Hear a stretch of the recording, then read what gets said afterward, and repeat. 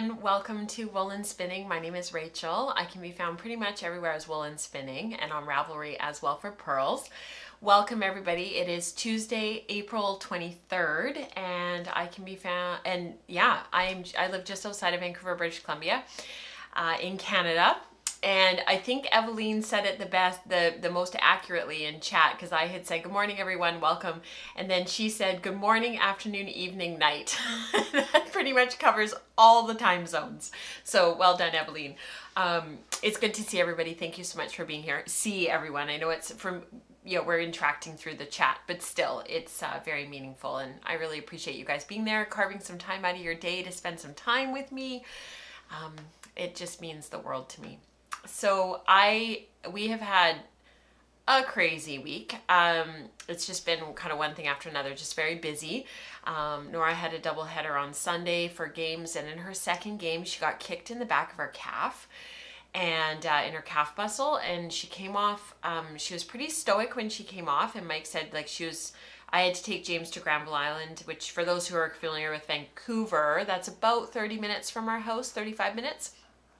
And he takes a ceramics class at Arts Umbrella on the island. And so I was with him. And so Nora came off the field, and she was pretty stoic, like I said, talked to her coach, and she sat on the bench for a few minutes. She had asked to be subbed off, and sat there for a few minutes. And Mike was like, couldn't really tell what was going on, couldn't really see her, like to talk to her, wasn't close enough, wasn't at the bench. He was on the sidelines. And after a few minutes, she came over and she was crying, which is really not like Nora at all. She's quite stoic and very much a water off a duck's back kind of a kid.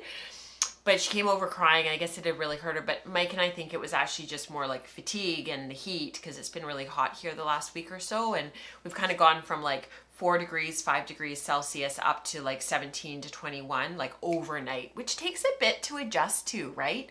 And I mean, I'm not complaining. The weather's been beautiful. We've got blue skies, sun. I'm very worried about wildfire season, because if we don't get enough rain in April, that usually doesn't bode well for later in the summer.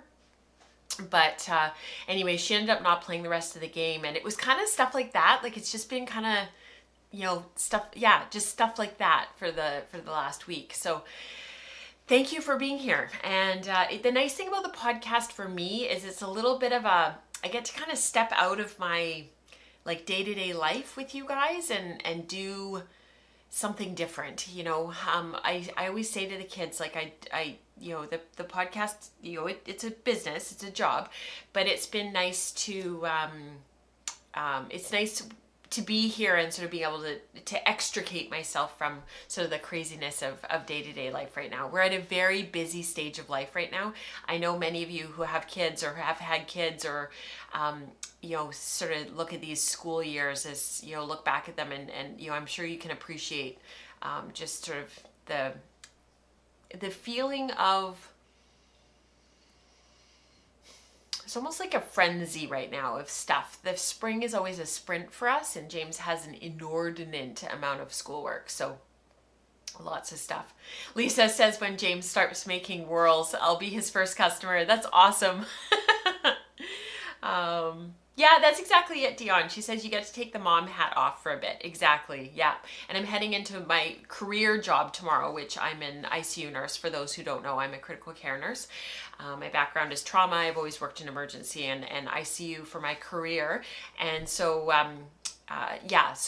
tomorrow I have to put on my nursing hat. So it's sort of this constant feeling of putting on different hats all the time. And, that's fatiguing in its own right. All right, we have a very full show. I have quite a few finished spins to share with you today, so I'm excited to do that. Before we get into stuff, I did want to do a little bit of housekeeping before we run the intro credits, just to kind of bring people who are newer to the community up to speed. So April's Woolen Spinning Radio is available wherever you get your audio podcasts. It's a kind of a bit of an interview style between Rebecca and I. She kind of asked me questions this time round, which was actually kind of fun. We had a lot of fun recording the episode, and it was sort of, she was asking me about what my journey was like to becoming an intentional spinner. And it's not something that's discussed very often, and she shares quite a bit of her journey as well, because I found that equally interesting. So there's some things that her and I chat about that that haven't been shared before, which is kind of fun. We are doing our 2-year community-wide deep dive into Sarah Anderson's book, Spinner's Book of Yarn Designs. If you are a newer spinner and you're looking to add books to your library, this is a must-have. The only thing I will say about it is for the true beginner, it's a little bit overwhelming. So take it slow. Jump in. If you're just jumping in now, go back to January's content that Rebecca and I released back at the beginning of the year and get caught up that way. And it's we sort of just are finishing up at the end of this month what Rebecca was calling back to basics, which I loved. We spent the last 4 months sort of getting back to basics, looking at our plying, looking at just spinning in general, the different drafts. She covers it all in the wool circle. It's been really fun to go through all of that. Places to engage in the sort of deep dive, the 2-year deep dive is through Spinning Pearls, which is released on Sundays. It's archived content that I'm sifting through and going through and bringing forward for you guys to have a chance to, for some of you who've been here since the beginning, to rewatch, but for most of you to actually see it for the first time. The Wool Circle streams opposite Tuesdays to the live stream. So next Tuesday there will be a Wool Circle, and Spinning Staples meets on the second and the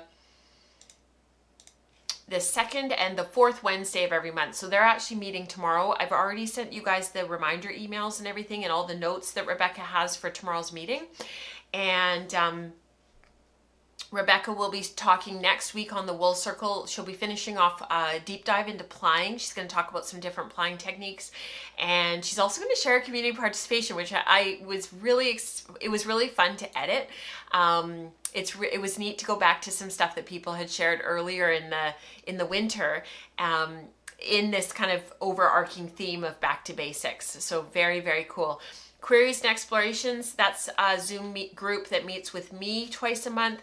We are meeting on this coming Saturday, and I don't know what we're going to be discussing. We kind of just finished up chatting about joins for the last few months, doing a bit of a deep dive into joins, and I'm not sure what we're going to be working on next, but I will let them tell me.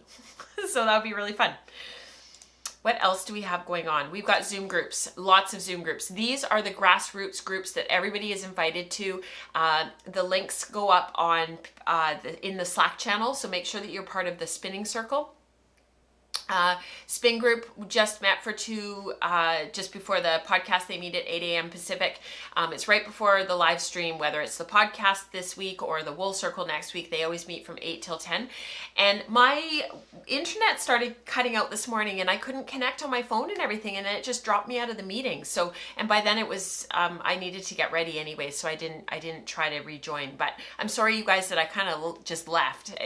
It wasn't my intention. Our European and Southern Hemisphere spin group meets on Thursdays at 8 a.m. British summer time. Excuse me, sorry you guys. And then Fiber Prep and Weaving group, they alternate with each other on Fridays, and they meet at 8 a.m. on Friday morning. So regardless of whether you're doing Fiber Prep, regardless of whether you're a weaver yet or not, it doesn't matter, just jump in. It's kind of like spin group. And the conversation kind of takes us where the conversation takes us. And thank you to Lisa, Dion, Glenda, and Eve for hosting those groups. Finally, I wanted to really put a quick shout out for Book Club because they are meeting this coming Sunday at 12 noon. They are discussing the Daughters of Nuri. I hope that I am saying that correctly. Diane, Zoom dropped her.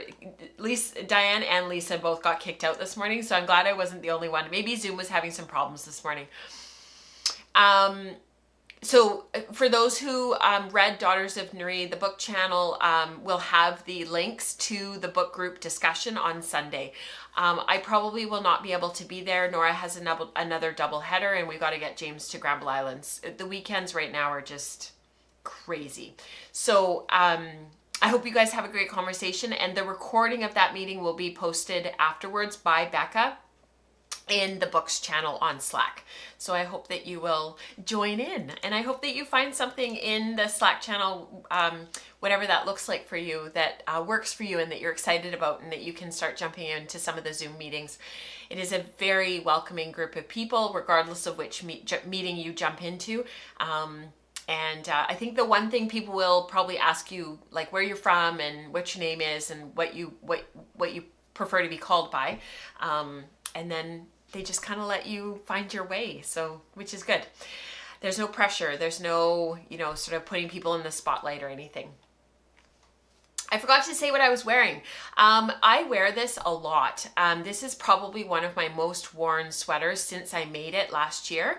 This is the Mandolin by Amy Christoffers. So it's an all over lace pattern, and it's knit in heavy worsted light Aran weight yarn. This is kind of, once it was washed, post washing, because when the yarn is Disdero Ranch, and when I bought it from Lori a couple of years ago now, I think I got it at Fibers West in 2023. So just over a year ago. I talked to her about it, and Rebecca actually caught it because she was with me, and she actually realized that it probably hadn't been washed yet after the spinning process from the mill. So I washed it, and it just bloomed beautifully. It just really bloomed up nicely. I ended up choosing this pattern because I had the right amount of yardage, and I knew that it would work really well for this pattern. The back is all over lace as well. So I'll stand up and just show you guys quickly. And one of my primary concerns when I first made it was that the lace, I'll go to this side, I was worried that the lace wouldn't stay blocked. So like the yarn after I got the yarn home, I washed it all. It bloomed beautifully, dried beautifully, just was lovely to work with. And then as I was knitting, because it's this all over lace pattern, I was really worried that once I started wearing it, it would kind of, you know how when you're knitting lace, it kind of shrinks in on itself? I was really worried that that would happen with this, especially in the sleeves.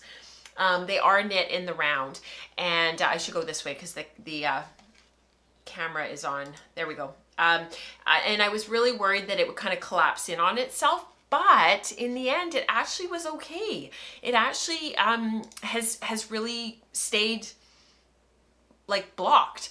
It hasn't caved in on itself. It still looks fresh. I wear it all the time. It is a drop shoulder, so you knit from the bottom up, and then you separate for the front and the back, and then you do a few things at the shoulder before you do a 3-needle bind off. And it actually creates, I really like the shoulder detail that you end up creating, that Amy instructs in the pattern. And then from there, you knit the sleeves separately, and you actually cast off the sleeves, and then you seam it. And the seam is right here. So you do have to seam the sleeves, which at first I was like, oh, why can't you just pick up and knit down? But I could see in the end, it's because it would orientate the lace pattern upside down, because the body is worked from the bottom up. So you want to work the sleeves from the bottom up, from the cuff, so that when you're standing there, all of the lace is orientating in the right direction. Otherwise your sleeves would be upside down. So like like these, let me see if I can find, like you see how there's kind of this petal design, and this is meant to be kind of like the flowers, that would be upside down, unless you can figure out how to knit it upside down. But seaming the sleeves on was no problem. It was easy peasy. It was a very fast knit. I remember taking it to Victoria in the summer and working on it and coming home with it almost finished. It's warm even though it's a lace, and it's perfect for these mornings where the temperature is sitting around like 11 to 13 degrees ish, and it's not windy, the sun's out, it's a little bit cool in the shade, but you don't want a jacket. So I do tend to wear this a lot in the shoulder season, because as soon as the weather started to change last week, I pulled it out right away. Whereas before that, I had been pulling out my heavier cardigans. So definitely one of my most worn sweaters, and the yarn is standing up quite well. There is some pilling under the arms, and it'll be interesting over the next few years to see how much that if it gets much worse. Because I'm not hard on my stuff, and I don't wear my stuff. I'm not hard on it, if that makes sense. All right, let's get into the show, and then I will share with you all of the things. As you can see, there's a lot. All of the things that I have to talk to you about today.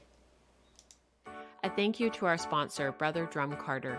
They are dedicated to giving you the very best of carding products with a focus on quality, affordability, and customer satisfaction. They are beginning to build mill processing equipment, so please stay tuned. Be sure to check out the new products on their website and follow them on Facebook and Instagram at Brother Drum Carder.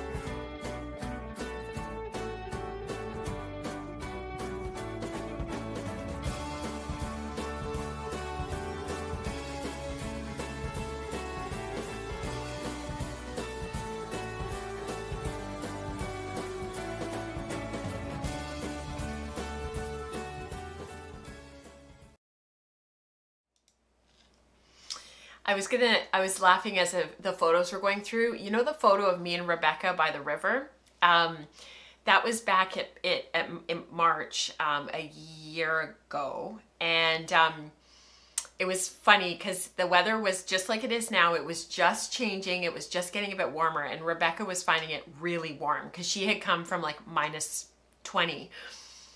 So everything here was warm, right? Because like where she lives, -6, -5, like that's warm. And your body gets used to it. Like you do adjust. Your body does get used to it. Anyhow, on that walk, I was wearing a wool shawl, and I had one of my, I call it kind of my crossover jackets. They're not really for winter, but they're not really for spring. They're a little bit warmer. And so, you know, they're great for when it's like 5-6 degrees, but the sun's out and, you know, it's not cold and it's not damp, because here it gets very damp and it gets into your bones. You know, it's like that England kind of damp, we get that same weather. And so I'm like bundled up and all this stuff, and she's just wearing a sweater. Every time I look at that photo, I just laugh. It's all relative, right? All right, I've got lots of stuff to share with you. So I started a new spindle project that I wanted to share with you. It just kind of coincides with Andrea Mowry's 100 days of long draw, and I started this last week, which I'm excited to share with you. I have 3 finished spins to share with you, and I did start another Long Way Homestead spin. So I think without too much ado, let's start off with the things that I've got skeined, that are finished, that I'm excited to share with you.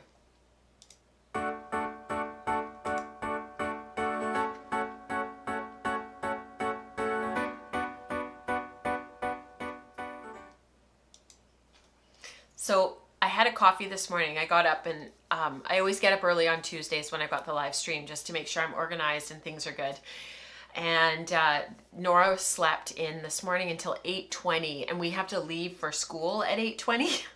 So I was like, I shouldn't have let her sleep that long, but she was so tired, and she was fast asleep when I went into her room. So she got up, got ready. Within 5 minutes, she ate her breakfast like so fast, which is really hard for her.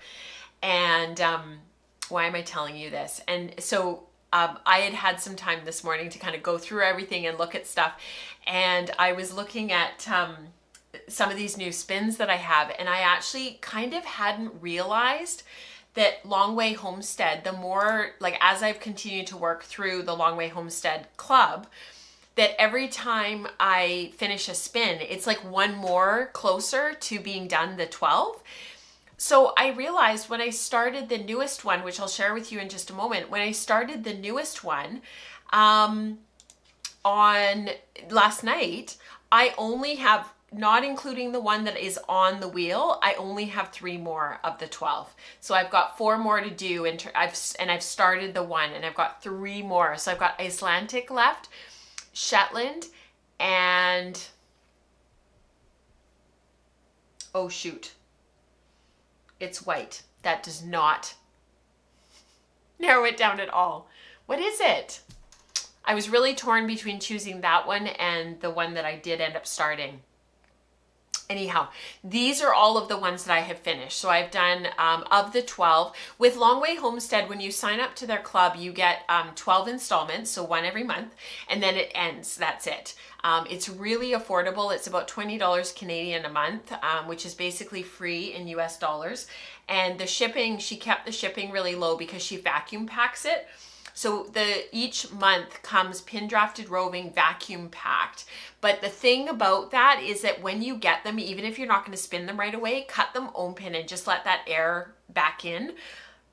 Mine have stored really beautifully by doing that. And when I've been pulling them out each month, because I've been storing mine for a couple of years now, they're really quite lovely and they are easy to spin. So I've done 7 of them so far that are done and skeined. And then this was the one that I was working on this time around. So this I posted on the Slack channel, and Rebecca very kindly posted, whoa, like that's a lot of VM. The photo doesn't even do it justice. So this was Targi. And when we received this particular clip of Targi, the people that were part of this particular club at this particular time, hi Mary, it's good to see you.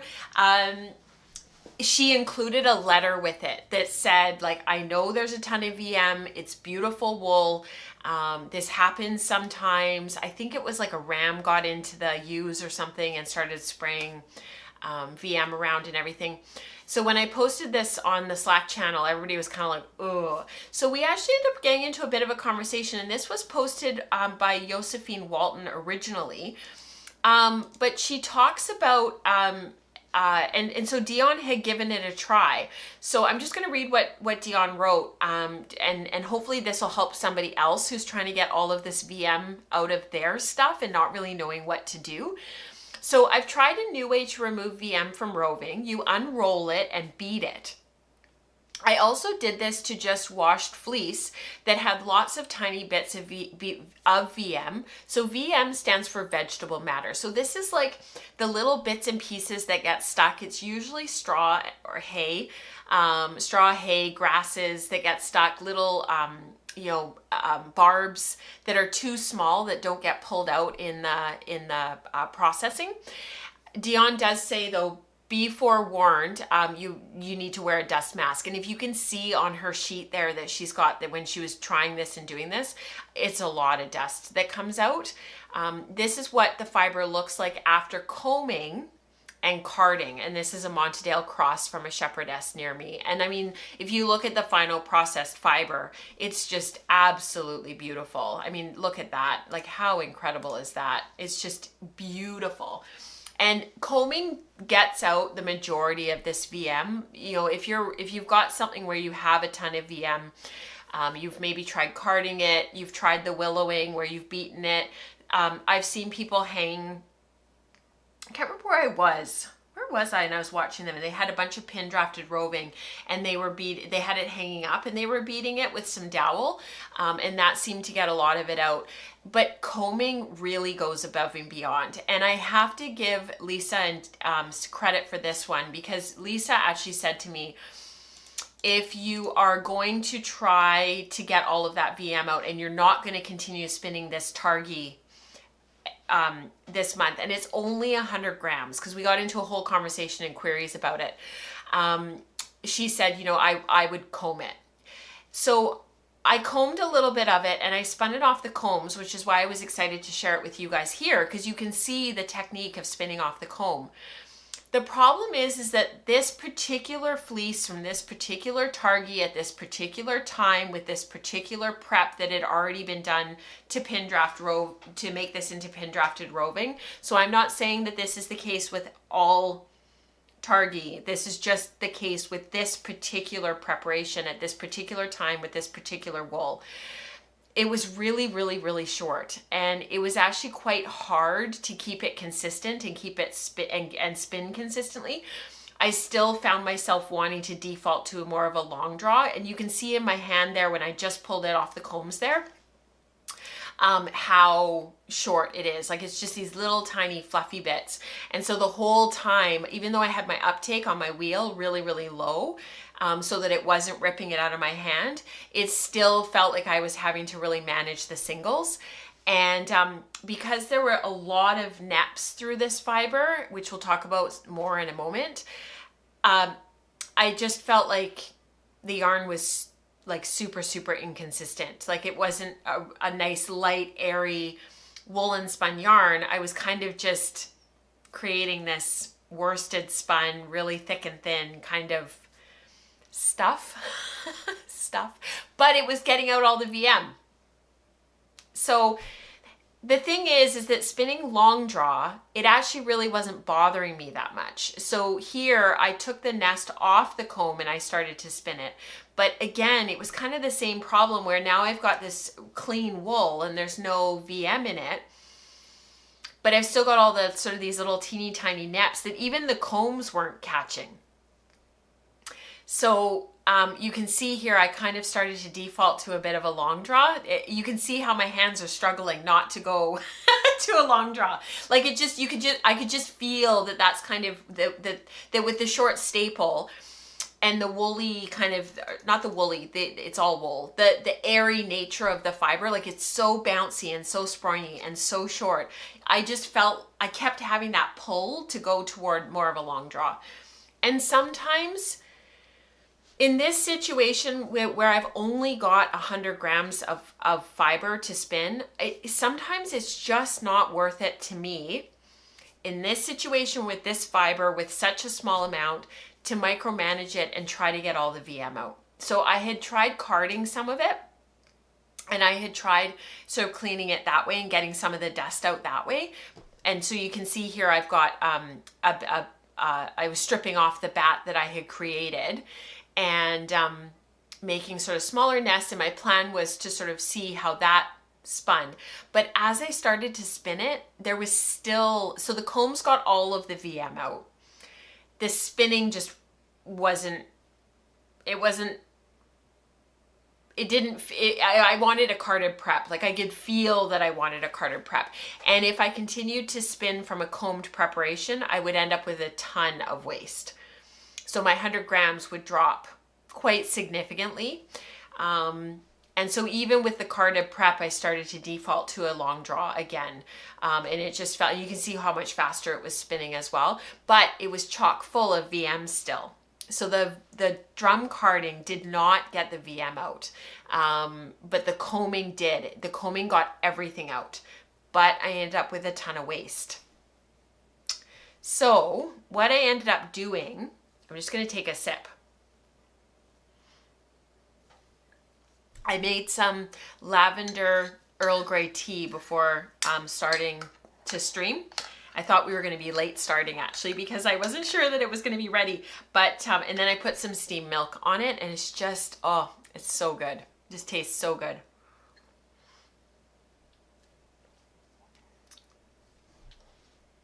So from there, I continued through the rest of the bat and I spun the rest of the bat. But then the Long Way Homestead comes prepped as a pin drafted roving kind of log. So you just kind of unwrap it as you go. And so what I did was, and because it's so, this targhee was shorter stapled, but really light and really airy and really floofy, for lack of a more scientific, for lack of a scientific word, I ended up actually just taking it, and let me just move the camera here a little bit.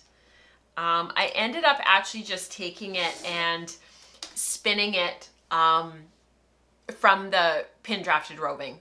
So the little bit that I had taken that I had prepped and tried these other preparation methods, they're in here somewhere as singles. So they were on the very first bobbin, and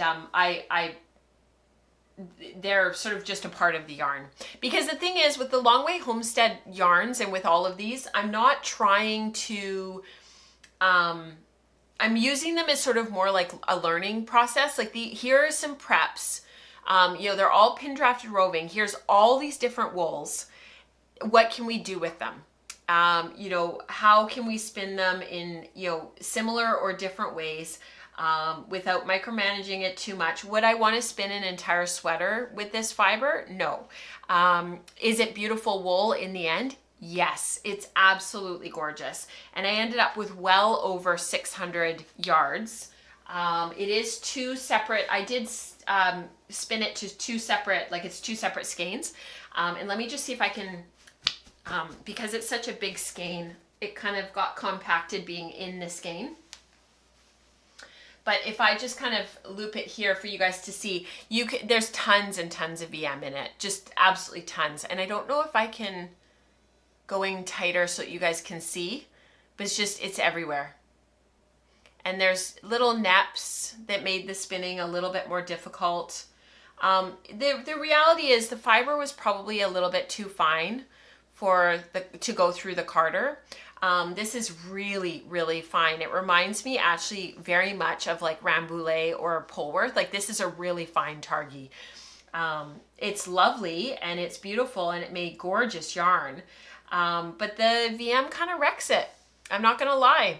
You know, would it have been better to continue combing it and comb the whole thing and get all of that out and then to card it?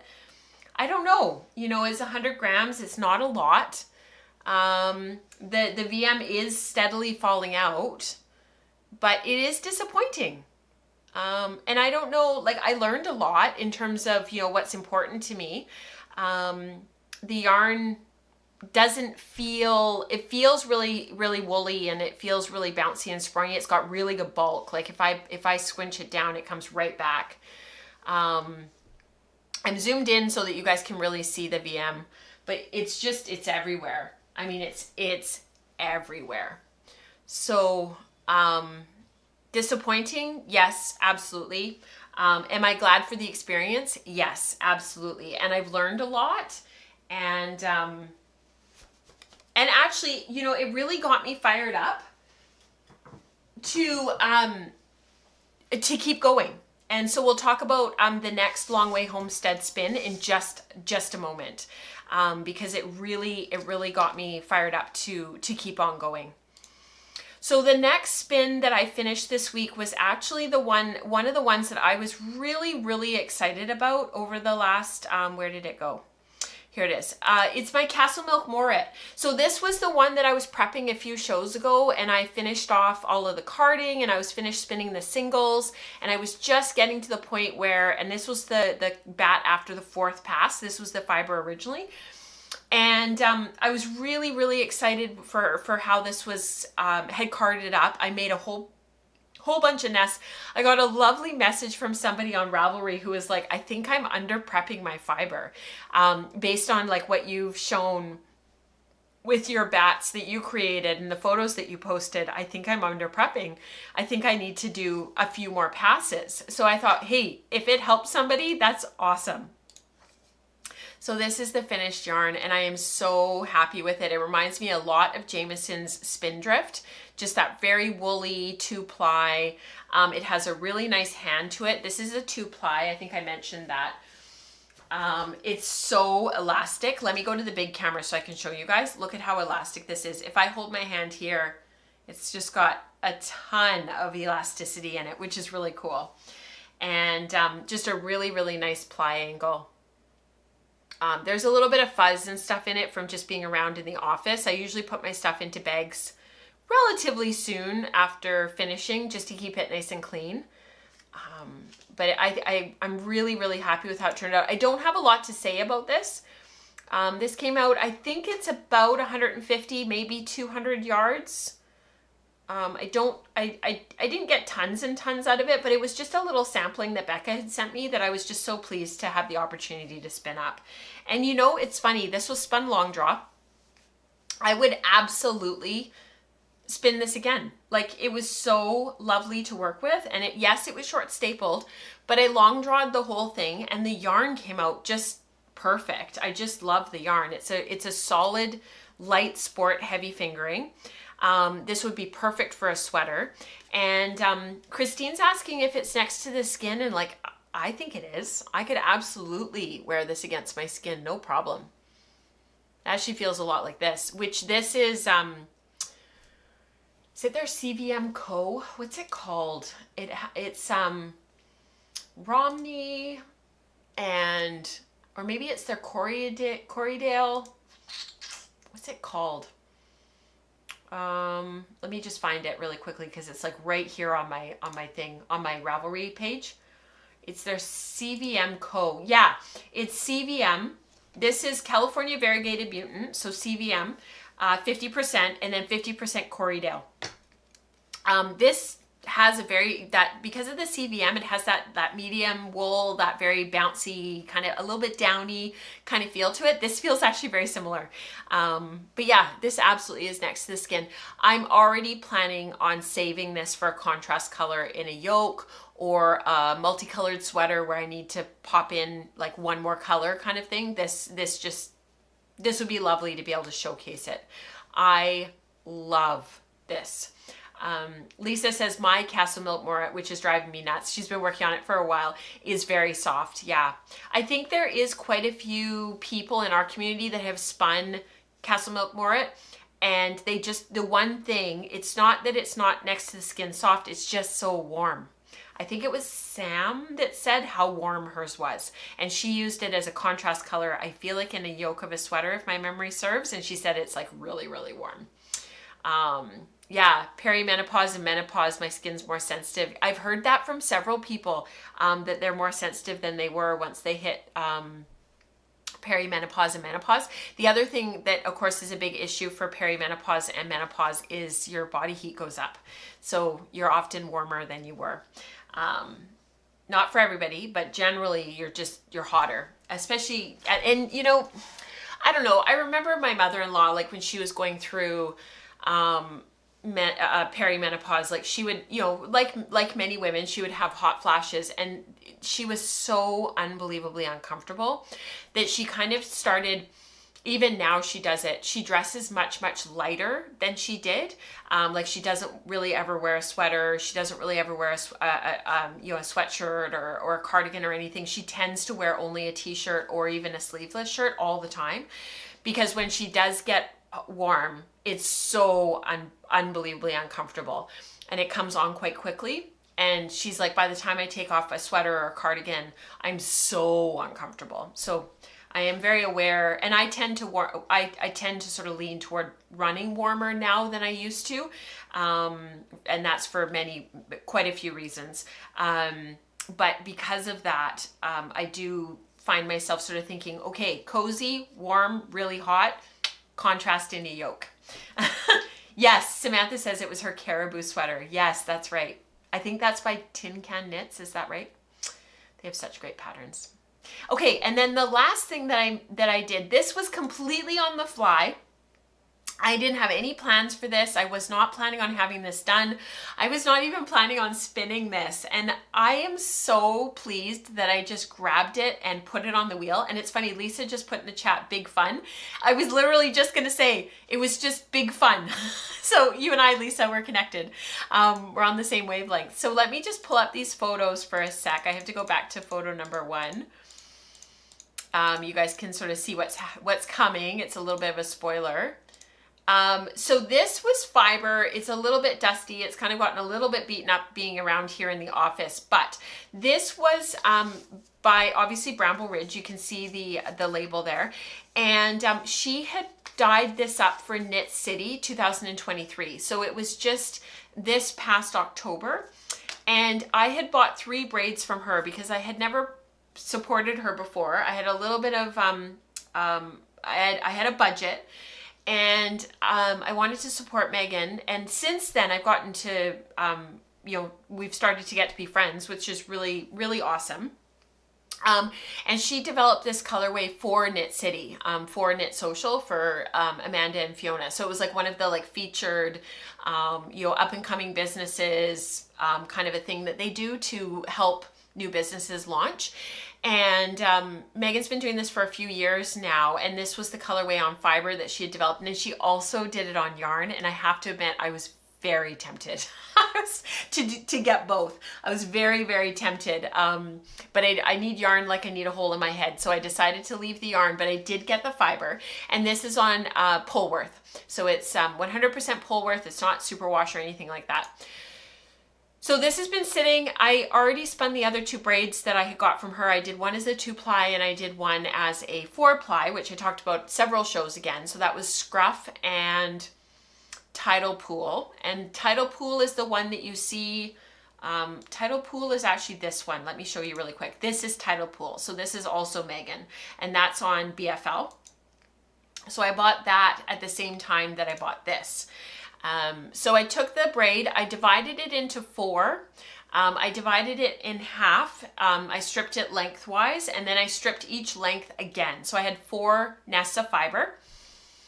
From there, I took each nest of fiber and I dizzed it off the hand cards. We've talked about that lots on the show. You can go back to previous episodes where we've talked about the technique and what that looks like. There's a free tutorial under the craft guides on the School of Sweet Georgia. If you go to the School of Sweet Georgia website,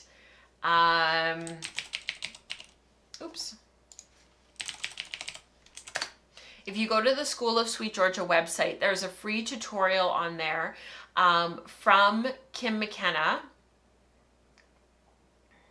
I was going to see if I could find it really quickly, but I'm not sure I'm going to be able to. If somebody has the link to the free tutorial for the dizzing off the hand cards, you can pop it in. I think it is, because mine's not working because I'm on a different screen. Now it's bugging me. Now I want to find it just because. She has tutorials. Here it is. Yeah, I was right. It's under tutorials on the website. And all of the tutorials are here. And hers is the first one because it's the newest one. And anyhow, long story short, I dizzed it off the hand cards, each of the 4, and then I took 2 and loaded them on one distaff, and I took the other 2 and I loaded them on the other distaff. Now, one of the things that I wanted to share with you was, if you look at the fiber here, so in the very front of the photo is the fiber that I've dizzed off the hand cards and it's loaded onto the distaff. And you look behind at the fiber that hasn't been dizzed yet, and it's just still fresh from stripping the braid and just wrapped up in kind of, not tightly or anything, but I just, stored it until I could get it started. If you look at the 2 preps, so most of us would sit down and just spin the one at the back. We would strip it a second time so that we've got 2 lengths of fiber and we just start spinning. If that was how we wanted to manage the colors. I wanted my colors not to be stripped and stripped and stripped. I wanted longer, slower transitions of color. So I wasn't going to strip and strip and strip and make a whole bunch of little nests. I just split it lengthwise, and then I split it lengthwise again and did to 2 halves, each to 1 bobbin. But if you look at the amount of air that's in the one that's loaded on the distaff after dizzing it versus the one in behind, you can still spin quite a worsted yarn with the dizzed top. It's just that we've added a whole bunch of air. So it's kind of like when we pin draft roving, like if you've ever seen any of Liz's stuff, especially on the Slack channel, she'll post it every so often. She's taken a braid of fiber, a 4-ounce braid of fiber, and she pin drafts it. What she's effectively doing is she's just adding air, and it opens up the fibers and it allows them to slide past each other beautifully, and you get those smooth transitions of color. And it's a really lovely way to spin. And it's not the right way, and it's not the only way, and it's not, there's lots of other ways to prep your fiber. You don't have to prep your fiber. You can just put it into a whole bunch of little nests and spin it end to end. This is not the right way. It's just that it gives you this really lofty light yarn, and it gives you this lovely, spinning experience. So if you're struggling with prepping your fiber and you're not sure how to get started, this is a great way to start. I ended up spinning the fiber to my 2 bobbins incredibly fast. I was really surprised at how quickly this came together, and the yarn is already washed and finished. I just have to photograph it.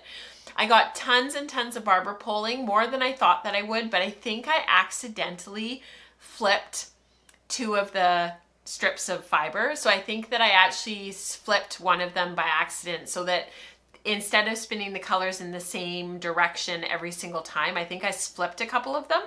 And so I ended up dizzing them off the hand card in the opposite direction, and that's what created all the barber pulling. I'm not unhappy with it. I actually kind of like it. I think it's actually a little bit more interesting because of that.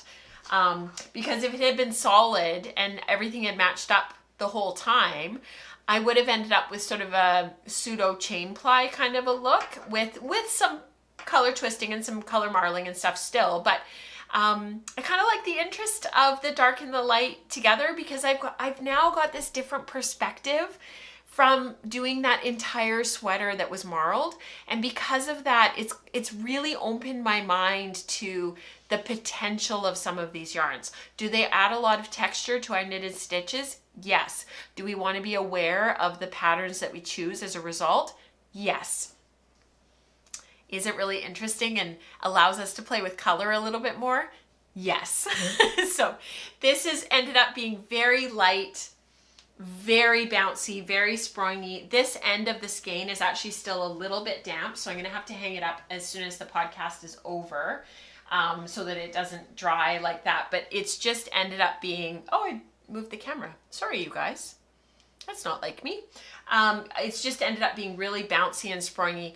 I did find with the Polworth, I don't know what it was. I think maybe I was just spinning fast. We were watching soccer, football for those who are in Europe and other parts of the world. I think I wasn't drafting really fine. And I ended up with it's about 350 yards, I suspect, of finished yarn. I'll zoom in for you guys to really see it here, but it's not super fine. I didn't spin really super thin. I think the overall twist angle, or not twist angle, the overall thickness of the yarn, I think under a little bit of tension is about 14 wraps per inch, which puts it at just a perfect sport weight yarn, which is my personal favorite. And I love how much it bloomed in the washing, which is typical of Polworth, and you want to take that into account when you're doing your sampling, because as soon as Polworth hits the water, if there's air in that yarn, and if you give it space and you don't ply it really tightly, it will bloom and it will just look like this. Thank you, Christine. She says love it. Yeah, it's funny actually, Sam. She says these two go well together. They do actually. The colors are they're the right hues. Yeah. Thank you, Deidre. She says it's strikingly beautiful. Thank you so much. You guys are so kind. It's so much fun just telling you about the process and sharing with you kind of how we ended up where we ended up. And yeah, it's fun to be able to share. This was a fun spin. It was quick, and I really enjoyed it. Prepping the fiber was very quick. I'm going to hang it up because it needs to dry. I'm going to have to take it outside. It's a little bit damp at the end where it was looped around the clothes hanger that it was hanging from. So I need to take it's funny, the Targhee I washed the day before because it was finished as well, and it took me a long time to ply it, and I think it's just because we had a really busy week and I kept being interrupted. And when the kids were doing schoolwork on Friday, I just sat and finished it because James, like I said, has an inordinate amount of schoolwork.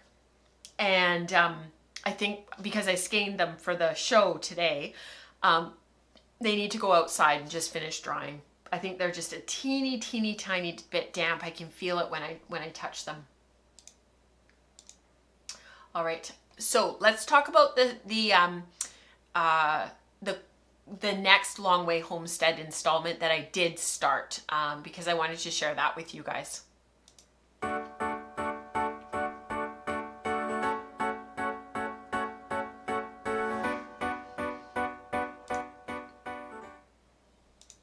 It's funny, Charlotte says we love all the picky details. Thank you, Charlotte. I'm glad. It's funny because I really miss, I don't miss the time commitment of doing the wool circle on top of the live stream. It was just too much, hence contracting it out to Rebecca, and she's done such an amazing job. But of the wool circle. She's really made it her own. She's come into her own. It's just been awesome to see her growth as well. But I miss doing those segments where we're sitting at the wheel chatting while I'm spinning. And I think part of me, the reason that I miss some of that is partially because I do enjoy talking about the process, and I do enjoy that teaching element of sitting at the wheel and just showing people what I do, because I like watching other people doing that. And I like watching what they do with their hands and how they hold their hands and how they treadle. And sometimes I feel like I get a bit bogged down with some of my making, and I get a bit like, oh, it's just so much, and there's always something to work on, and it's a bit of a job. And then I have to remind myself, like, it's the process. That's why I started this in the first place. I've always very much been a process person. I used to spend hours in my room just making books and working on stuff, and I never really cared if I finished anything. So it's important to remember that. So the next installment of the Long Way Homestead that I decided to do, and I was really excited about this, was the Corriedale. There's quite a bit of VM in here as well. It's not nearly as bad as the Corriedale, as the Targhee, but there is quite a bit. And what I decided to do, it had been in my stash for a long time because I subscribed to the club several years ago. I started in October of 2020 and I finished in October of 2021. So it's been sort of stored for the last 3 years or so. I actually had to go through all my bins. I have about 17 bins that have all my stash in it, and I go through them regularly just to make sure everything's okay, because we've had those pantry moths. But I actually couldn't find 2 of the months. I have no idea where they were. So I had to go and look for them, and I did find the last 2. So I found the Corriedale and I found the mystery one that I can't remember what it is. I feel like it's Bond, but I might be wrong. Is it Bond? I did the Beaumont. I don't know. I'll post it in the Slack channel later. Anyways, when I started undoing the pin drafted roving, I thought to myself, I wonder if I pulled, like we do with comb top sometimes, I sort of thought, I've got this flat piece of pin drafted roving. I wonder what would happen if I pulled it in half lengthwise and dizzed the whole thing on the hang card, and I could diz them at the same time. And I just realized that I do actually have a photo of this, and I'm not sure that I loaded it for you guys. So let me see if I can jump in here quickly and find it for you. But what I did was I dizzed the 2 at the same time off the hang card, and it actually worked quite well. I thought I took a photo of it, but I can't find it. It's not here. That is so weird. I wonder where the photo went. Gremlins. That's really strange. I'll see if I can find the photo. I know I took a photo.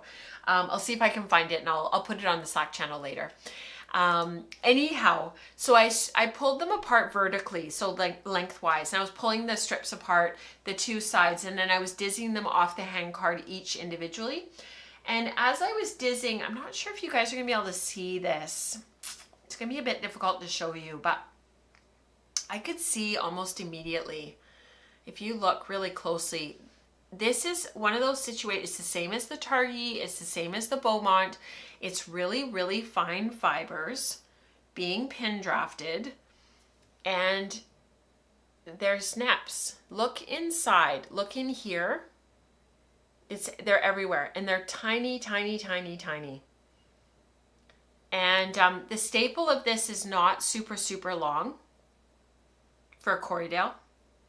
Corriedale can be really long, but this is not long at all. So I had kind of thought Corriedale, longer, stapled.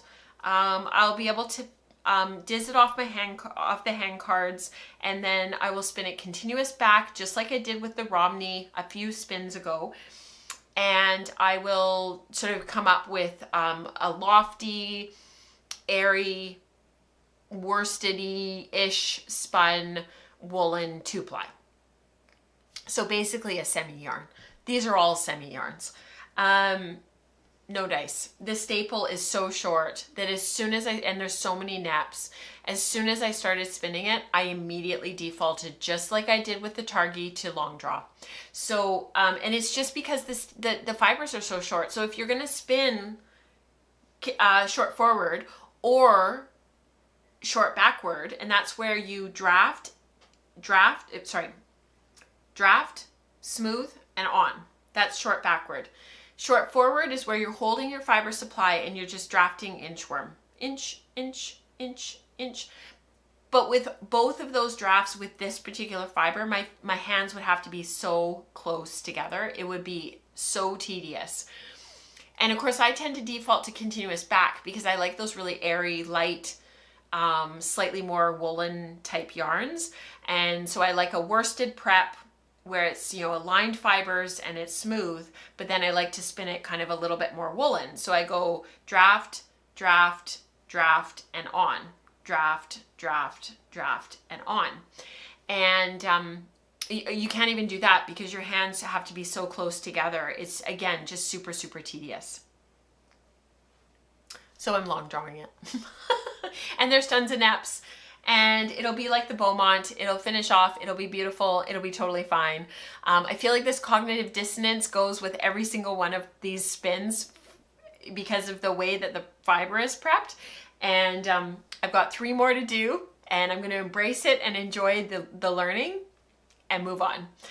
Diane says, I wonder if you could do the equivalent of a suint bath minus the suint and soak prepped fibers to dissolve the VM. So I actually thought about that. I was like, is there something out there that could dissolve this? But the problem is that anything that dissolves natural fiber is going to dissolve the wool because it's a natural fiber. And I couldn't think of anything that would dissolve it. So I think with the Targi, I think once I start working with it, if I end up using it for like warp, just the tension of it being like pulled taut, and you know how when you're like advancing your warp, for example, and it kind of bounces a little bit, like every time I snap it, more falls out. You know, every time I do anything, more falls out.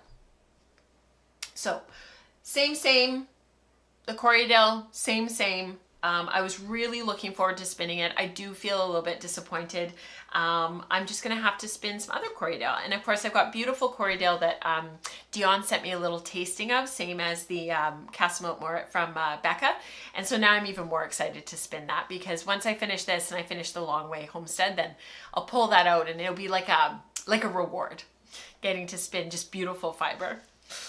And then I have some spindling. So I'm actually really excited to share this with you. So let's do that last, and then we'll get into junction progress and we'll have a look at the time.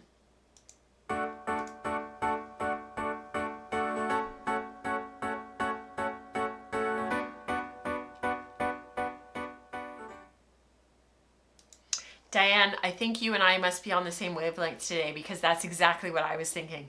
If you could just put it in plain water and have it rot away, and you could kind of just keep changing the water. I was thinking the exact same thing. So I started this because I really wanted to get something onto my spindles, and I've been kind of coveting this particular colorway from Hello Yarn for a while, and it's a club colorway. It was from March of 2021 Fiber Club, and it's Falkland. It is called Village Fete, and the colors on the top, I mean, you can see they're just beautiful, and they've got these really long color repeats. So like the orange goes over quite a long period of time, the purple goes over a long period of time, that kind of gray color goes over a long period of time. And when I saw it, and I was going through my stash and stuff over the last few weeks trying to find stuff, I just kept thinking, you know, I could really swap those. I could just work my way down the entire braid, making little light roll legs, just super, super light, with a couple of passes on the hand card with the fiber. So I put it on the hand card. I don't do anything with the hand card. I don't do any carding. I only use one. I anchor it to the table, just like dizzing off the hand card. I anchor it on the table, and then I use the comb top and I lash it on. I'll take some photos to share with you guys next time, because I realized when I was filming at Sweet Georgia a couple of Fridays ago, I used this technique in my new workshop coming up, and Greta was like, I've never seen you do that before. So I was like, oh, okay. Something new to share with you guys. But basically what I do is I lash on the comb top super, super light, super loose, not a lot of fiber. I keep it very, very light. And then I use my dowels from my blending board and I roll off these unbelievably light roll eggs. Like, they're so light you can't even really handle them because they just fall apart. So not a ton of fiber, very, very light. You can see it's even falling apart there in the middle. And I just spin from the end, and I've got the other one here. This one goes, the bottom one goes before the top one, because you can see how at the end I start to get into some of the yellow. So I'll spin this one from this end, and when I get to this end, I'll attach the next one. But I've got these really, really light roll eggs. And I pulled out a couple of my spindles, and I'm just gonna load them as full as I possibly can. I have to hide my face, sorry guys. This is my silly salmon that I started on first. And I've just been spinning long draw. I've been doing 15 minutes a day. I haven't been doing a ton. 15 minutes gets me through almost one roll egg. So sometimes I finish it. I've done about 5 of them so far, 4 or 5. I just started this like a few days ago. And I just do, it's about 1 roll egg at a time, and then for one day. And I figure this time next year, it'll be done. I'm totally joking. It'll be sooner than that, but I'm just gonna load up the spindles as much as I can and just spin them. And I'm gonna spin the braid end to end. So if you noticed with the braid as it was cycling through, I don't know why the photos are cycling through quite so quickly, but they seem to be going through really quick. But if you see here, because it cycles through the colorway 4 times, is it 4? 1. See, the way that she puts the color on, she mirrors each color repeat. So it goes gray, yellow, orange, purple, orange, yellow, gray. So the purple is only on there twice, but the orange is on there 4 times, and then the yellow is on there 5 times, because it's also at the other end of the braid. It's at one of the ends.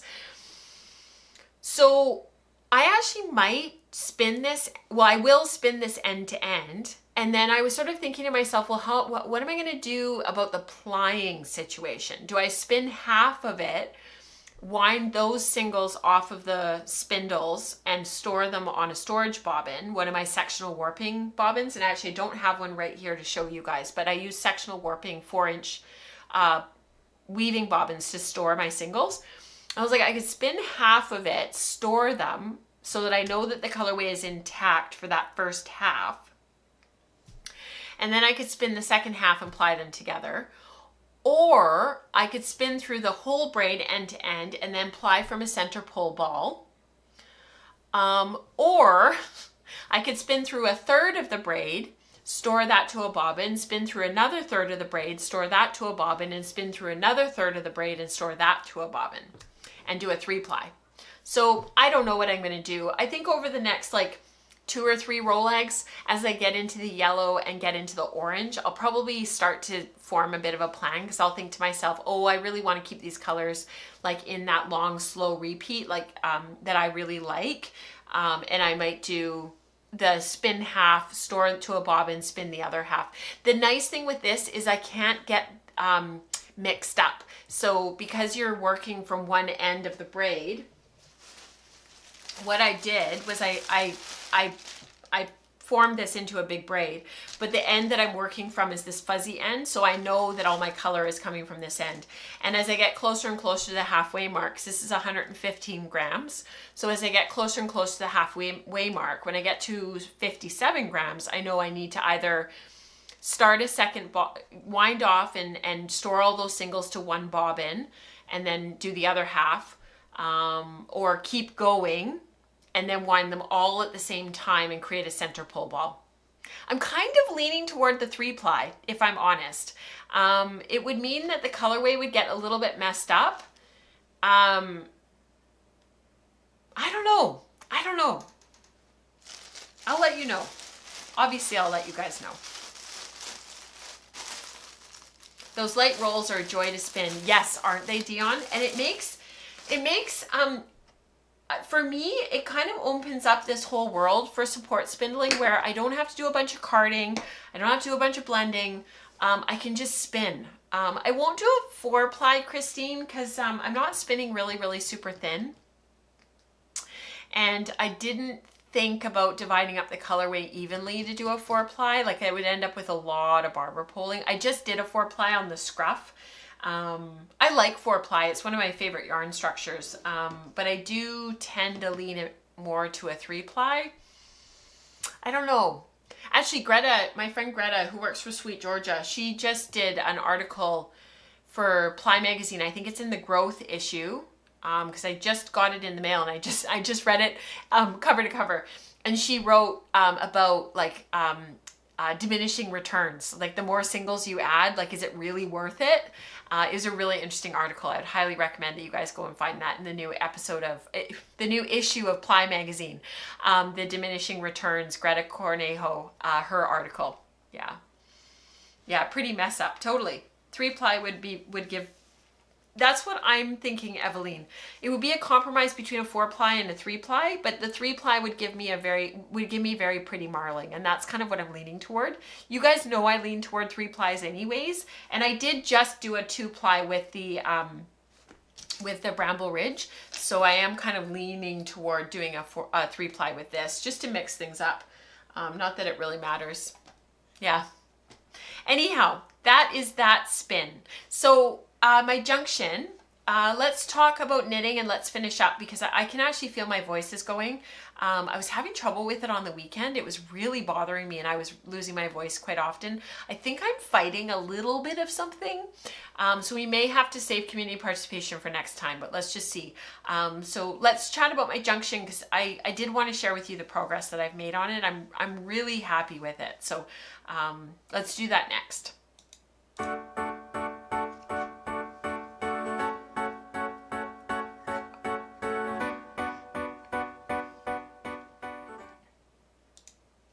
I'm gonna have a sip of my tea. We were actually talking about Ply Magazine and Spin Group this morning. Well, I couldn't because my thing wasn't working, but yeah, we were all saying because they're upping their prices because of the cost of just everything has increased so much. And we were talking about Becca's mom, I think it's her mom. Is it her mom or her mother-in-law who actually gives it to her as her gift? And then it's like birthdays and Christmas are taken care of, which I think is awesome. It's a great idea. Because I've always purchased mine and, you know, it's part of my business expenses and stuff. But I was thinking like, you know, what a great gift. Like my mom's always asking me what I want. And that's something that I always want to be able to have access to. I don't know if my mom would be comfortable though doing the online part of it. I'd have to talk to her about it, but I thought that was a great idea. It was her mom. Yeah, thanks, Dion. I thought so. So this yarn I spun quite a long time ago, and actually I can't remember. I know I told you guys last time, but I've just forgotten. I spun it a while ago. This is Smith & U Organic Polworth, and Smith & U is Marianne. She's located in Kamloops, British Columbia, which is about 3 hours north of me. And I spun this at the 3-ply. I think I spun it during the pandemic, and I was so happy with how this finished up. It was just beautiful colors. Came out just exactly how I was hoping. I mixed it all up, made little nests of fiber. I spun them all in random, and I ended up with this just really lovely overall homogeneous skein. And that little bit of golden yellow in there just really against that little bit of lilac just did it for me. I really enjoyed this spin. So it's been in my stash ever since, and I've been wanting to make junction for quite a while, and it's been in my queue for a long time. And let me just bring Diana forward. It's her turn to shine.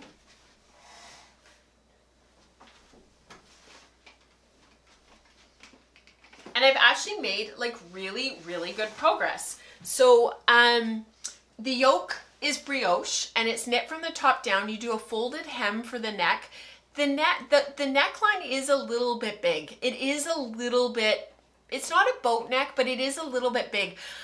If I were going to do this again, I would lift up the back with short rows. It should be up here. And so that is a little bit disappointing because that's something that I could have added to the pattern. And I love seeing the progression of designers as they go, and like as their patterns become more and more technical and they try new things and they do new things. This is one of those things where if Andrea was to write this pattern now, there would be short rows back here. And I should have known better and I should have added them, but honestly, I did not think of it. It didn't even cross my mind until I got to the body and I was like, where are the short rows? They're not there. I could have added them here, but by then I had already divided and I was down into the color work of the body. And so I do wish that I had added them underneath, although it would have messed up the color work. So I would have had to add in the color work and do that, which would have been more complicated. Whereas up here, it would have been an obvious place to put short rows. So if there's ever a pattern update or anything, hopefully there'll be short rows that would be added, because it definitely needs those short rows to lift up the neck. However, because of this folded neckline, it feels cozy and it looks cozy and it really has a nice look up here. So in some ways, like, it's kind of okay. And I think what'll end up happening is the sweater will kind of naturally just tilt forward a little bit. Like, it'll end up just naturally kind of tilting forward, to compensate for that back neck. Like, I suspect that somebody will just you'll just naturally kind of pull it down a little bit. I can totally see that happening when I'm wearing it. Anyways, so brioche into just color work, just super simple, knit, knit, knit. And she gives you the chart in the pattern, super, super simple. I finished the first sleeve. The decreases, I had to mark all of them because of the black yarn. You can't see where the decreases are, so I did use row markers and I did mark them all. And then just a straightforward cast off at the cuff. Same at the bottom of this sweater as well, at the bottom of the body. Just a straightforward cast off. I have started the sleeves. I was working on it yesterday while I was waiting for my mom at an eye appointment, and it's not going slow, but it's not going super, super fast. I think I know I'm nearing the end. I'm kind of ready to be done, but I'm getting a little bit tired of the color work. The contrast color, having to throw that in every so often, it's a little bit tedious now. I'm like, okay, I'm ready to be done. I'm good. I've just got this little bit left and I just have to kind of power through. I just haven't had time to sit and knit, to be honest. And I've been reading a couple of really good books. And so I've been kind of leaning toward choosing to read over knitting the last couple of weeks. And I think honestly, it's just like a self-preservation thing, like really truly needing a brain break and needing to just sit quietly and have a true escape. And I tend to lean toward reading when life is really, really busy and there's a lot going on. So happy with how this has turned out. The only thing I bought, based on my size and based on what I needed for the pattern, I bought 3 balls of biches and bouches for the contrast color for the black. And in Le Petit Lamb's Wool. So in the pattern, she uses the Le Petit Lamb's Wool Cashmere blend, I think, if my memory serves. I went with just the lamb's wool, and I would have spun for this, but I don't have black fiber, and I didn't think to do that. I think it's just enough that the contrast color is my hand spun. Like, I always feel like if I can work in my hand spun some way, that's a win. I would totally spin for this in the future, though. I would definitely knit this again. The black, though, I bought 3 balls of it because it's quite expensive in Canada. It's not a cheap yarn by any stretch. I had to go get a 4th ball. So I think I needed 3.1 according to the pattern, and because I lengthened the body and my stitch gauge is probably just ever so slightly off, I did need the 4th ball. So I did go and pick that up a couple of weeks ago when we got back from Tofino. So I was a little bit disappointed about that, only because it is kind of expensive yarn and I could have totally spun for it. However, I'm going to end up with a great sweater when I'm done. So, and it fits beautifully. I think I knit size 2. I wanted some positive ease. I wanted it to be a little bit bigger. I tend to wear the sweaters that are a little bit bigger. The ones that have a lot of positive ease, I do tend to navigate toward those ones more. And so I think I went ahead and embraced that. Yeah, because my size has changed a little bit. So I went up a size. I went to the size 2. I think that's it. I think that's all the things. We've done a lot today. I hope you guys have, you know what, let's do community participation just because it is so fun to do. I just need to set it up because I realized that I added something in and I didn't fix it. So let me just add it in and let me pull up everything that I need to pull up to be able to do it. And let's blast through it, you guys.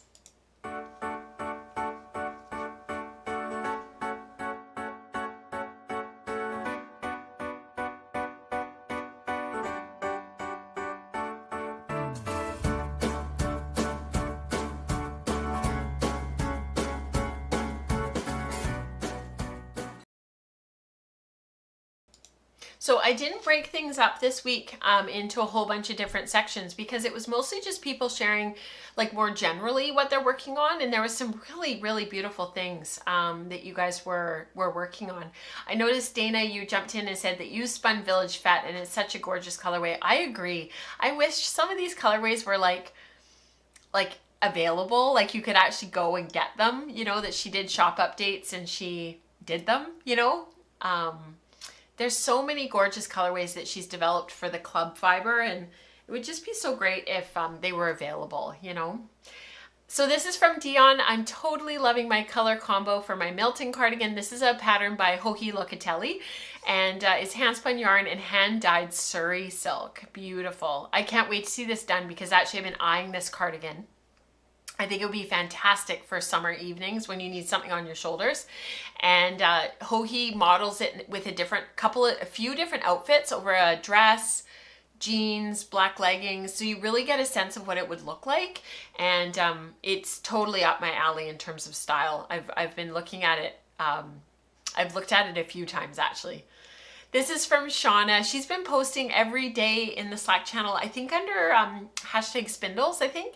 She's 3/4 of the way through this color of fiber, and she's added the 4th of the 5 colors of her hat. She's been trying to work on something every day and doing like getting a specific thing done, and it's been actually really motivating to watch. And her support spindling, considering she was a beginner last year and now like she's just spinning up a storm. It's so cool. Yeah, I agree, Dana. The Hello Yarn Club is the one I canceled after the pandemic just to try to pare things down, but it's the one club that I would jump back into for sure. This is from Suzanne. I finished a long spindle spinning project I have steadily been working on since last summer. Each of these yarns was spun from Rambouillet. I purchased in a gradient pack. Most were spun on my supported spindles, but a couple were spun on my Bosworth suspended spindles, so drop spindles.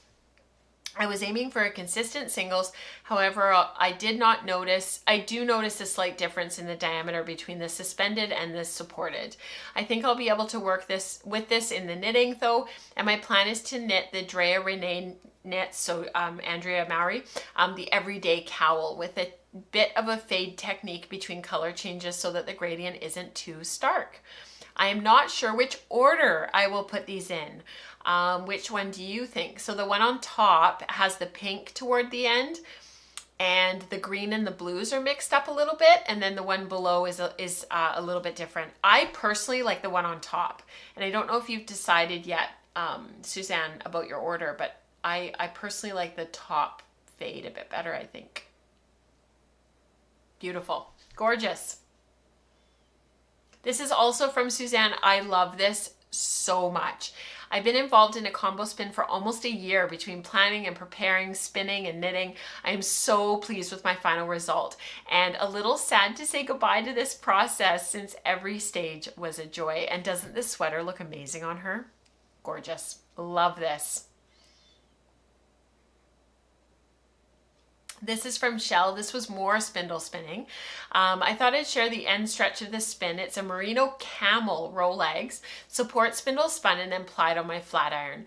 What a combination. The short staple of the merino and the camel structure makeup were not the easiest spin, but were really beautifully prepared. And the roll legs were so pretty, and the Rolex made it so pretty as joyful as you can get.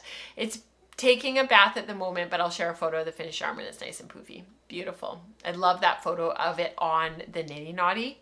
It's a gorgeous photo, Shell. Really, really pretty. This is from Becca. So I don't know if you guys know, but she's been making these squares on her pin loom and she's been using up all of her hand spun leftovers. So now she tossed her stash to try to find some more hand spun leftovers because she used them all up. And she's got like 40 squares, all of her hand spun leftovers. I'm going to miss doing these in between sessions at the wheel. They have been a perfect friend to work on at the table. Once I build up some more samples and leftovers, I can do another bunch. And I think she actually did find a bunch of yarn just because she was looking for it, scouring her stash. But isn't that incredible? A whole bunch of these are actually breed and color study from our community from years previous. So there's like Lakeside in there, and the Massam study with the black, that one's in the bottom left corner, those two black swatches. It's a whole bunch of this is breed and color study, which is really cool. Yeah, I have exciting news about breed and color study, but I'm not ready to share just yet. But how's that for a spoiler teaser thingy? This is from Dion. I love this so much. Here's my weekend slip over. I finished it in February and I've worn it 3 times already. This is the blend that came out of my experimenting for Spin December. She does like these spins every month where she tries to spin through a bunch of stash, and she creates a bat of a whole bunch of stuff that she is trying to, wants to get out of her stash and wants to enjoy and spin. So this fiber is a bit of various purples from my fiber treasure chest, plus some orange and a bit of pink sari silk for pops, and of course sparkle. I definitely will be making this again. I love this, Dion. I think it turned out so beautifully. This is from Eliane. I love green. Yesterday I colored 750 meters of 3-ply wild sheep yarn in different shades of green. Love the result. Not sure what to make of it yet, but maybe a sweater. Beautiful, Eliane. I love those greens. Gorgeous. This is from Glenda. I am 4 bobbins into this spin, another 10 or more to go. It is mystery wool from an estate sale, maybe Romney. Gorgeous. She was spinning on that this morning during spin group too. It's just trying to make progress. She's gonna be so excited when she gets to the end of that bag. This is again from Dion. Here is my current spin combining 2 braids. Here's a before drafting and after on the blending board. Again, top right corner, look at the difference in that prep where you get all that air and the fibers are still smooth and parallel to one another. It just makes my heart sing. I'm doing a 3-ply. I split the braids horizontally into 3 and then into 3 or 4 vertically and spun end to end. And again, these are Bramble Ridge from Megan. So beautiful. This is where combo spins work really well when you combine from the same dyer, because if you look at the pinks, they're on both braids, and the yellows, they're all the same, and it works really, really well. If you're just dipping your toe into combo spinning and you're not sure how to get great results, choose braids from the same dyer and you'll always have good results. Just as a place to start. That's not to say you always have to do that. It's just a great place to start. This is from Becca. I love this yarn. Testing out a 3-ply blend of wools and Ramie for my final certificate project. I feel like I could test forever, really need to make a decision and start the actual yarn. So she says this percentage here is about 15% Ramie. I also left some chunks in rather than doing another pass. My big question now is, do I stay with undyed Ramie, which desaturates the color a bit, or do I get dyed Ramie so it doesn't stand out or alter color intensity? So many decisions, and I'm going to do a test with added flax and with pineapple fiber just to contrast my plant choices. There are too many variables to tweak. Oh my goodness, Becca, I love your analytical mind. Makes me smile. You guys are awesome. I love this yarn. I love that white Ramie. I think it's just beautiful in there. And I like that she left some chunks in there too, so you can really see it. Be interesting to know if it's very planty. I know Megan had a yarn that she spun a while ago that came out quite planty, and she's been playing with all these different kind of blends ever since. She put a big post in the Slack channel just this last week about that exact thing, kind of responding to my comments in the live stream a couple of weeks ago. And it's just so interesting to hear people, how they approach things, why they go about it that way, what makes them think, you know, how they see it, what makes them think that to do certain things. I just think it's awesome. Thanks, you guys. Thank you for sharing everything that you do. Thank you for being here. Thank you for using the tags on social media, hashtag use your hand spun and hashtag woolen spinning. I appreciate you guys so much. Thank you for continuing to support the podcast, to allow us to keep the lights on here and allow Rebecca and I to keep doing what we're doing. And also welcome to new members. There's been a few over the last week, and it's been a pleasure to see you guys hopping on and joining. I hope you guys have a great couple of weeks. We'll be here again next week. We usually don't have a stream on the 5th Tuesday of the month, but this month we do have the Wool Circle. So please don't hesitate to pop that in your calendar and make sure that you're here next Tuesday at 10 a.m. Pacific for those who are part of the Wool Circle. And Rebecca's going to be, it's a big show. So I've already edited it. It's already queued up and ready to go, and I'm excited to share that with you guys. Have a great week. I hope it's nice and sunny where you are. Get some sunshine, and I'll see you guys in, I guess, a couple of weeks for the live stream. Bye, everyone.